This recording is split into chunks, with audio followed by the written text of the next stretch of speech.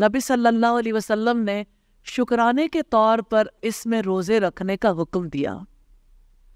روزوں کے حوالے سے ہم دیکھتے ہیں یہ بڑا خاص کام ہے، خاص عمل ہے، اور خاص طور پر جس روزے کی بڑی فضیلت ہے وہ عاشورہ کا روزہ ہے۔ ابو قتادہ سے مروی ہے کہ نبی صلی اللہ علیہ وسلم نے فرمایا، یوم عاشورہ کے روزے سے متعلق میں امید رکھتا ہوں کہ وہ پچھلے سال کے گناہوں کا کفارہ ہو جائے گا۔ یہ ترمذی کی روایت ہے، حدیث نمبر 752 ہے۔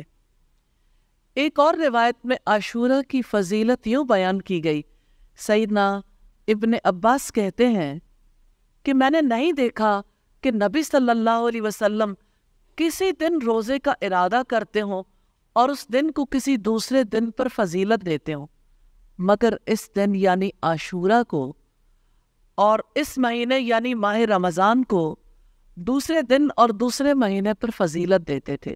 یہ بخاری کی 1902 نمبر روایت ہے۔ عاشورہ کا روزہ برکت والا ہے۔ عاشورہ کا روزہ پچھلے سال کے گناہوں کا کفارہ ہے، ایک سال کے گناہ۔ 9 ذوالحجہ کا روزہ اس سے زیادہ بڑا ہے، کیونکہ اس دن کے روزے کے بارے میں نبی صلی اللہ علیہ وسلم نے فرمایا ایک پچھلے سال اور ایک آنے والے سال کے گناہوں کا کفارہ ہو جائے گا۔ عاشورہ کا روزہ ایک سال کے گناہوں کا کفارہ۔ سوال یہ پیدا ہوتا ہے عاشورہ کے روزے کی ابتدا کیسے ہوئی؟ کیونکہ نبی صلی اللہ علیہ وسلم تو مکہ میں تھے۔ کیا مکہ میں آپ عاشورہ کا روزہ رکھتے تھے یا مدینہ میں؟ نبی صلی اللہ علیہ وسلم جب مدینہ تشریف لائے تو آپ نے دیکھا یہودی روزہ رکھتے ہیں۔ آپ نے پوچھا آپ اس دن کا روزہ کیوں رکھتے ہو؟ تو انہوں نے کہا بنی اسرائیل کی نجات اور فرعون کے ڈوبنے پر شکرانے کے طور پر روزہ رکھتے ہیں۔ تو آپ صلی اللہ علیہ وسلم نے فرمایا ہم سیدنا موسیٰ علیہ السلام سے موافقت کے زیادہ حقدار ہیں۔ سیدنا موسیٰ علیہ السلام نے پہلے روزہ رکھا تھا عاشورہ کا، تو پھر نبی صلی اللہ علیہ وسلم کو جب پتہ چلا تو آپ نے فرمایا ہم زیادہ حق رکھتے ہیں ان سے موافقت کا۔ مسلم کی 2712 نمبر روایت۔ تو بنی اسرائیل فرعون اور اس کے ظلم سے نجات پانے کی خوشی میں عاشورہ کا روزہ رکھتے تھے۔ ان کا سیدنا موسیٰ علیہ السلام کے دور سے یہ معمول چلا آ رہا تھا۔ سیدنا ابن عباس کہتے ہیں کہ جس وقت نبی صلی اللہ علیہ وسلم نے عاشورہ کے دن روزہ رکھا اور صحابہ کو بھی اس دن روزہ رکھنے کا حکم دیا تو صحابہ نے عرض کیا اللہ کے رسول یہ تو وہ دن ہے جو یہود و نصارہ کے ہاں بہت بڑا ہے، بہت باعظمت ہے۔ تو چونکہ یہود و نصارہ کی مخالفت مسلمان کا شیوا ہے کہ انہوں نے اللہ تعالیٰ کی مخالفت کی ہے، اس وجہ سے لہٰذا ہم روزہ رکھ کر اس دن کی عظمت کرنے میں یہود و نصارہ کی موافقت کیسے کریں؟ آپ نے فرمایا اگر میں آئندہ سال زندہ رہا تو 9 تاریخ کو ضرور روزہ رکھوں گا۔ یہ مسلم کی 1134 نمبر روایت۔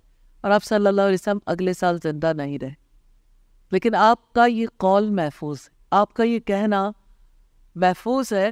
اسی مشابہت سے بچنے کے لیے سیدنا ابن عباس رضی اللہ تعالیٰ عنہ 9 اور 10ویں کے روزے کے بارے میں حکم دیتے تھے کہ 9 اور 10ویں کا روزہ رکھو، یہود کی مخالفت کرو۔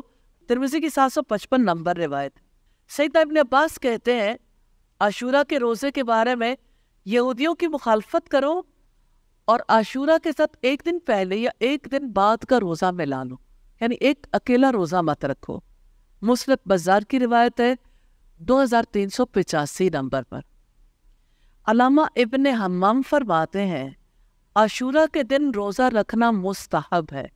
یہ روزہ فرض نہیں ہے لیکن رمضان کے روزے رکھنے سے پہلے فرض تھا۔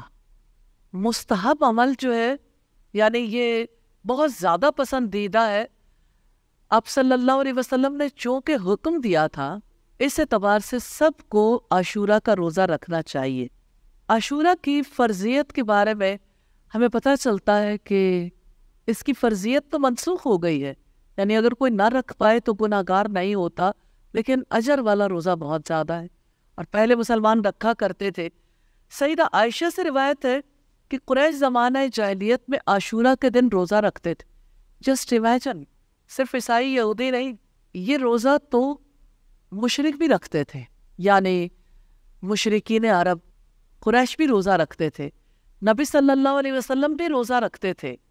جب مدینہ آئے تو وہاں خود اس کا روزہ رکھا، دوسروں کو بھی روزہ رکھنے کا حکم دیا۔